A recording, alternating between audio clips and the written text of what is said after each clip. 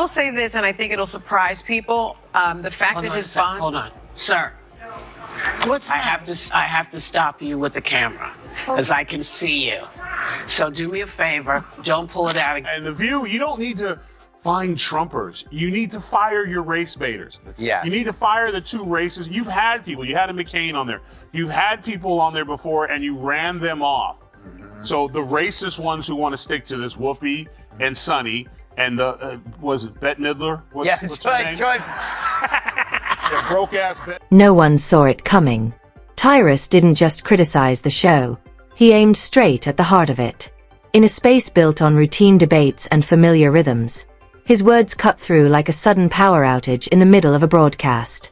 Even Whoopi Goldberg wasn't shielded from the impact. The studio mood shifted instantly.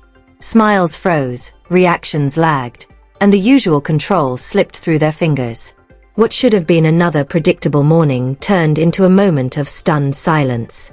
One calm remark was enough to rattle the entire set. Remember, too, the Iranians literally throw gay people off of buildings. They don't adhere to basic human rights. Listen, here's the thing. Let's not do that, because if we start with that, we have been known in this country to tie gay folks to the car. Where the Iranian regime is today, I'm sorry, they would nothing used to compared to just keep United. hanging black people. So It is not even the same. I couldn't step during Ellen Mulvaney was the most feminine person there.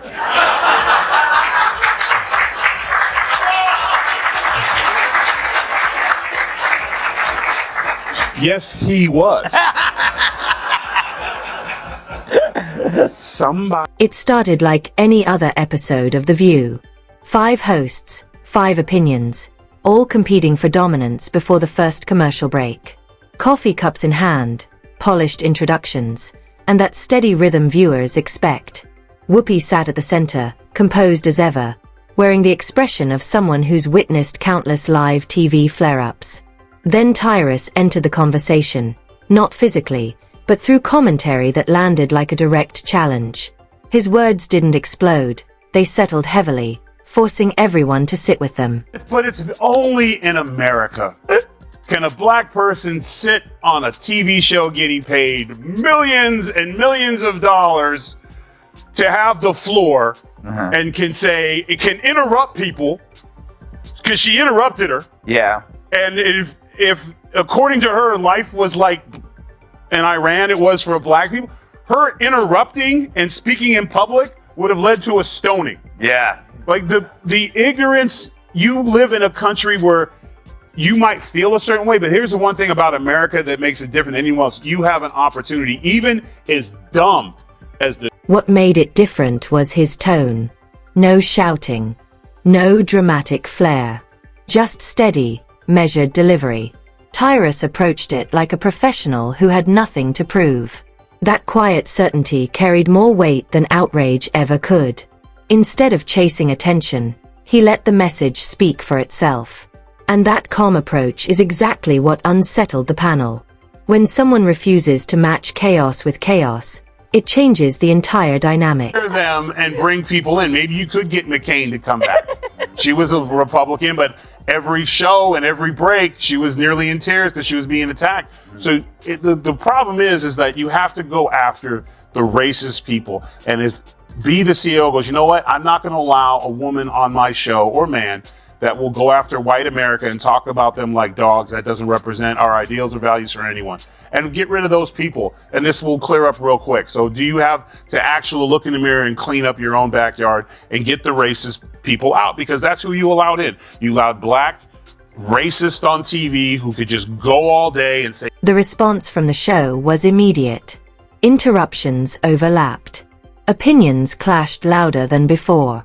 The energy felt less like a structured discussion and more like noise competing for airtime. Critics often say the show thrives on heated exchanges, but this felt amplified. The debate lost shape, drifting into the kind of back and forth that creates volume without clarity. It became spectacle rather than substance. She has an opportunity tomorrow. They won't fire her over that. Yeah. She'll have an opportunity tomorrow to come on and fix it. Will she? She won't. But that's the thing about this country. Black, white, gay, straight, short, tall. Everyone's going to get hit with something, but the beauty about this country is there's always an opportunity for you to better yourself. So shame on you, Whoopi. Play the black card somewhere else because don't work here in America. You know the irony? At the center sat Whoopi, long considered the anchor of the table. Usually steady, often commanding. But when her authority feels questioned, her composure can tighten into something sharper. That signature look, the raised brow, the slow head tilt, has quieted many conversations before. It's part of her television presence. Yet this time, the silence felt different, heavier, less certain. And I guess lo and behold, they forgot that there's a lot of people at home, white people at home during the day that are not watching your show anymore. So just clean it up. Yeah, you know, Emily,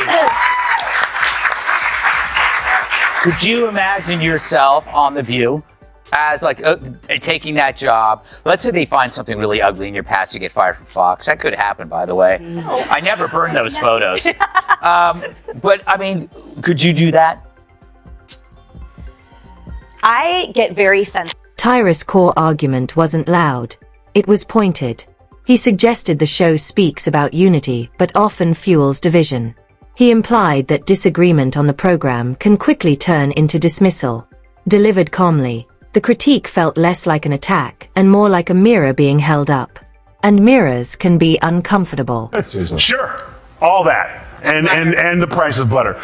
Sunny gets the game ball. If it wasn't for her, asking that question, it might have been. The strength of his commentary was its restraint. While the panel projected seriousness, he leaned into dry humor. He questioned whether modern television debates still allow room for opposing ideas. His comparison of discussions turning hostile the moment disagreement appears struck a nerve. He didn't accuse, he observed. That difference mattered. The calm delivery amplified the critique in ways shouting never could. Love. Whoopi's right. I mean, it's been rough for us. I mean, you saw what just happened to me in the last segment. I'm trying to talk, and all the white people are like, it's Tyrus. I can make a phone call. You know?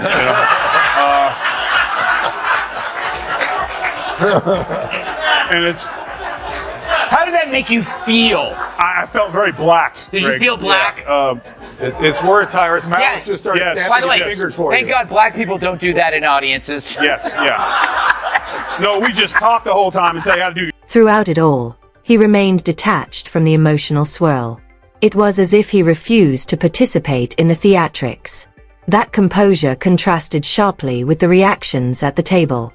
Whoopi's expression carried a mix of disbelief and irritation. But Tyrus' restraint turned the moment into commentary on the format itself. A suggestion that volume and wisdom are not the same thing. Thing really comes to mind. I was like, ching. Listen, they're bitter, they're angry, they're entitled. They also should be. This should have been a reset for everyone who pushed lies and misinformation for the last. They call them Hitler. They call these things. America rejected them, and instead of coming back and saying we lied, they instead are now doubling down. So let her keep doing it, because if she keeps that up, we're going to keep getting the Senate and probably the House and the White House, because people see right through your lies. So keep doing what you're doing. Game ball to Sunny. Online reactions poured in almost immediately. Some argued he had crossed a boundary. Others praised him for voicing concerns they felt had gone unaddressed. Ironically, the following episode seemed to reinforce the very criticism he had made. Defensive tones replaced open discussion. Attempts to dismiss the critique only magnified it. Clips circulated rapidly, dissected frame by frame across social media. Next, Joy's gonna say she's never heard of carbs. Seriously, her denial of knowing me is as believable as her red hair. But obsession? I mean, come on, Joy. Where would you even get that idea? Like Joy Behar's face, it's looking worse and worse by the day. More full of crap than Joy Behar after a night of scotch and Taco Bell. Her being named Joy is like me being named ugly. Joy wasn't there on the show. Whoopi tried to maintain composure, the steady host above the fray. But subtle cues betrayed frustration. A sigh here. A pause there. Meanwhile, Tyrus' approach remained unchanged. He framed the show as exhausting rather than enlightening, joking that watching it could feel like mandatory civic duty. He never targeted individuals directly. He focused on structure and tone. That subtlety made it harder to counter. Out of some news, the feral monsters of The View say they've never heard of you-know-who. True, the show that makes mornings hell claim that my name doesn't ring a bell. It's time for... Our view on The View. Ugh. Yeah, the witch's coven finally shows me some lovin'. Yesterday on The View, yours truly was the subject of conversation. Apparently the broads have no idea who I am, or so they say. Hit it. By week's end, the moment had grown beyond the original exchange. Viewers who rarely tuned in were suddenly curious. Not because of spectacle alone, but because the criticism sparked a broader question. What should a televised discussion look like? The contrast was stark. One side louder, the other quieter yet firm. Sometimes the most disruptive voice is the calmest one in the room. Jesse was a 7. Joy Behar calls her a 10. I mean, how dare she objectify a woman with a sexist rating system, but it's such a typical thing from a 1.5. The show attempted to move on, presenting business as usual. Yet the energy felt altered. Once a critique gains traction, ignoring it rarely makes it disappear. Tyrus' method wasn't aggressive. It was surgical. He didn't celebrate the reaction. He simply stepped back and allowed the conversation to unfold without him. It doesn't matter whether you're a comedian or just a regular old person who goes about their day. You have every right. It's your birthright as an American. If you're not happy with what's going on, you're allowed to say it. If you don't like how things are going, you're allowed to say it. It is your birthright. That's part of what makes you an American. It's part of what makes us different than everybody else. And we acknowledged all of those Republicans who recognized that it's not a right or left. The next episode opened with polished smiles and controlled tones. References were made indirectly, as if avoiding names could dilute impact. But coded language only fueled speculation. The more the panel insisted the moment was insignificant, the more significant it appeared. Denial often amplifies attention. Here's Joy Behar talking about refusing to share a kidney. I find my friends with a Trump supporter. I won't give them a kidney, but I could be friends with them. Hey, Joy, it's a kidney, not a pizza. Of course, she's kidding at first, but then she goes on to explain the moral foundation for her resentment, and it's the same one that drives all deadly. In the end, the situation became less about one commentator and more about the culture of televised debate. Tyrus didn't dismantle the show with outrage. He challenged it with composure. And sometimes the most powerful statement isn't the loudest one. It's the one delivered calmly, leaving silence to echo long after the cameras cut away.